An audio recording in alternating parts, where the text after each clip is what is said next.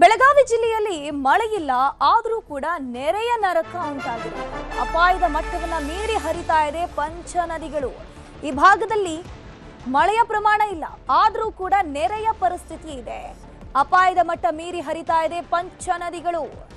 ದ್ವೀಪಗಳಂತಾಗಿದೆ ನದಿ ಪಾತ್ರದ ಗ್ರಾಮಗಳು. ಗ್ರಾಮಸ್ಥರ ಪರಿಸ್ಥಿತಿ ಹೇಳತೀರದಾಗಿದೆ.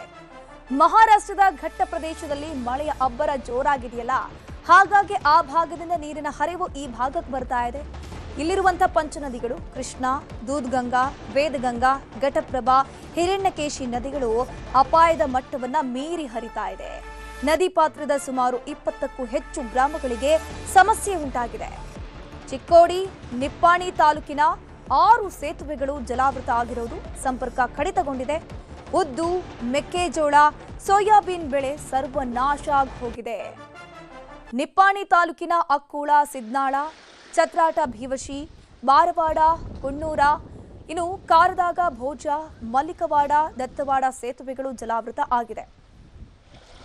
ಪಶ್ಚಿಮ ಘಟ್ಟದ ಮಹಾರಾಷ್ಟ್ರದ ಪಶ್ಚಿಮ ಘಟ್ಟದಲ್ಲಿ ಏನು ಭಾರೀ ಮಳೆ ಹಿನ್ನೆಲೆಯಲ್ಲಿ ಈಗೇನು ಕೃಷ್ಣೆ ಆಯಿತು ಅಥವಾ ನಮ್ಮ ದೂದಗಂಗಾ ಆಯಿತು, ಪಂಚಗಂಗಾ ಆಯಿತು, ಸೊ ಇವೆಲ್ಲ ಏನಾಗಿದಾವೆ ಅಂತಂದ್ರೆ ಭಾರಿ ಪ್ರವಾಹ ರೀತಿ ಒಳಗೆ ತುಂಬಿಕಿಸಿಂದ ಹರಿದ ಎಲ್ಲ ಗಡಿ ಏನು ಬಾಜು ಇರ್ತಕ್ಕಂಥ ಹಳಿ ದಂಡೆಯವ್ರಿಗೆಲ್ಲ ಬೆಳೆಗಳು ನಾಶ ಆಗತ್ತವೆ. ಯಾಕಂತಂದ್ರೆ ಈಗ ಹಿಂದೂ ಕೂಡ ಏನು ಮಳೆ ಬತ್ತು ಅವಾಗೂ ಕೂಡ ಒಂದು ಸಾರಿ ಅದ ಟೈಪ್ ಆಯಿತು.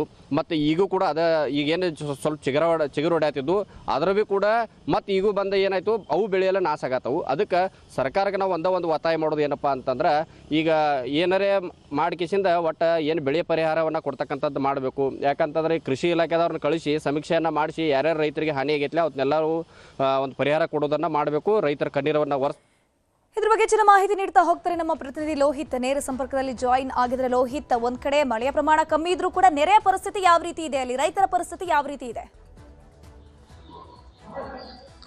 ಖಂಡಿತವಾಗ್ಲೂ ಧನುಶ್ರೀ, ಏನಂತಂದ್ರೆ ಬೆಳಗಾವಿ ಜಿಲ್ಲೆಯಾದಂತ ಈಗ ಸಾಕಷ್ಟು ಪ್ರಮಾಣದಲ್ಲಿ ಮಳೆ ಕೊರತೆ ಇದೆ. ಆದ್ರೆ ಇನ್ನಿವತ್ತು ಮಹಾರಾಷ್ಟ್ರದ ಪಶ್ಚಿಮ ಘಟ್ಟಗಳಲ್ಲಿ ನಿರಂತರವಾಗಿ ಮಳೆ ಸುರಿತಾ ಇದೆ. ಪರಿಣಾಮವಾಗಿ ಈಗ ಬೆಳಗಾವಿ ಜಿಲ್ಲೆಯ ಪಂಚ ನದಿಗಳು ಏನಂತಂದ್ರೆ ಸಾಕಷ್ಟು ಅಪಾಯದ ಮಟ್ಟದಲ್ಲಿ ಹರಿತಾ ಇದಾವೆ ಅಂತ ಹೇಳ್ಬೋದು. ಈಗಾಗಲೇ ಕೃಷ್ಣಾ ನದಿಗೆ ಸುಮಾರು 80ರಿಂದ 90 ಸಾವಿರ ಕ್ಯೂಸೆಕ್ಸ್ ಅಷ್ಟು ನೀರಿನ ಒಳಹರಿವು ಬರ್ತಾ ಇದೆ. ಅದೇ ರೀತಿ ಉಪನದಿಗಳಾಗಿರ್ತಕ್ಕಂಥ ದೂದ್ಗಂಗಾ, ವೇದಗಂಗಾ, ಘಟಪ್ರಭಾ ನದಿಗಳಿಗೂ ಕೂಡ ಸಾಕಷ್ಟು ಪ್ರಮಾಣದಲ್ಲಿ ಮಹಾರಾಷ್ಟ್ರದಿಂದ ನೀರು ರಾಜ್ಯಕ್ಕೆ ಹರಿದು ಬರ್ತಾ ಇದೆ.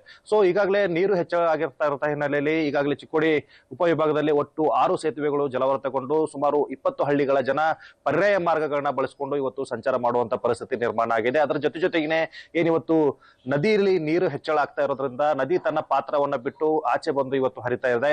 ಹೀಗಾಗಿ ನದಿ ಪಾತ್ರದಲ್ಲಿ ಬರ್ತಕ್ಕಂಥ 100 ಹೆಕ್ಟರ್ ಪ್ರದೇಶದ ಬೆಳೆಗಳು ಈಗ ಸಂಪೂರ್ಣವಾಗಿ ಏನಂತಂದ್ರೆ ನೀರಿನಲ್ಲಿ ನಿಂತು ಕೊಳೆತು ಹೋಗುವಂತ ಪರಿಸ್ಥಿತಿಯಲ್ಲಿ ಇರ್ತಕ್ಕಂಥದ್ದು. ಸೊ ಈಗಾಗಲೇ ಏನಂತಂದ್ರೆ ಸಾಕಷ್ಟು ಪ್ರಮಾಣದಲ್ಲಿ ಮಳೆ ಆಗ್ತಾ ಇದೆ. ಇನ್ನೂ ಕೂಡ ಏನಂತಂದ್ರೆ ಹೆಚ್ಚಿನ ನೀರು ಬಂದಂತ ಸಂದರ್ಭದಲ್ಲಿ ಇನ್ನೂ ಹೆಚ್ಚಿನ ಬೆಳೆ ಹಾನಿ ಆಗುವಂತ ಸಂಭವನೆ ಕೂಡ ಇಲ್ಲಿ ಇರತಕ್ಕಂಥದ್ದು ಧನುಶ್ರೀ. ಥ್ಯಾಂಕ್ ಯು ಲೋಹಿತ್ ತಮ್ಮೆಲ್ಲ ಮಾಹಿತಿಗಾಗಿ.